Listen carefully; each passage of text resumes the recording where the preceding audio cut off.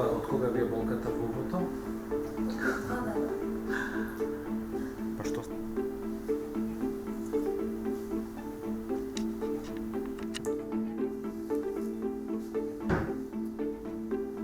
Значи, пациентот кој што да кажем има болка во увот или болка во грлото, кога ќе го има овој апарат, потребно да има паметен телефон и достап до интернет, Wi-Fi или hotspot и да ги поврзе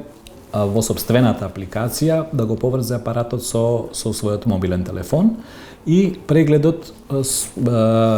апаратот врши преглед, самиот пациент го врши прегледот на увото, на грлото, бидејќи самата апликација развиена да му овозможува чекор по чекор како да го направи правилно ова испитување. Сите материјали кои што ќе ги направи пациентот се зачувуваат во посебен сервер до кој што има достап само неговиот матичен лекар. Матичниот лекар ќе ги добие може во реално време или со закаснување да ги добие сите испитувања кои што ги направил пациентот и врз основа на тоа може да донесе одлука за понатамошниот третман.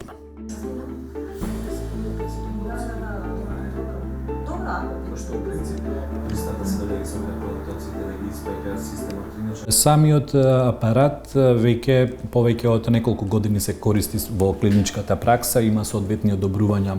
дури од FDA, од Американската организација за храна и лекови, која што представува навистина еден стандард за одобрување на нови лекови, нови типови на испитувања,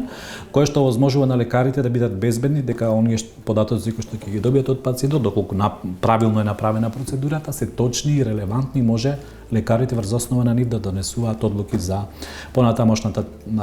понатамошниот план за третман на тој пациент.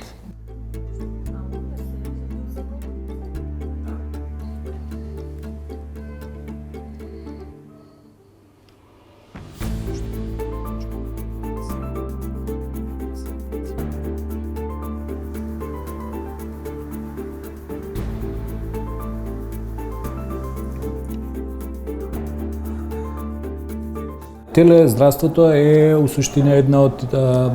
насоките во кои што ќе се развива медицината во иднина со оглед на се поголемата присутност на технологијата во нашиот живот и се помалиот број на лекари, здравствени работници во нашата земја и воопшто во Европа и во светот.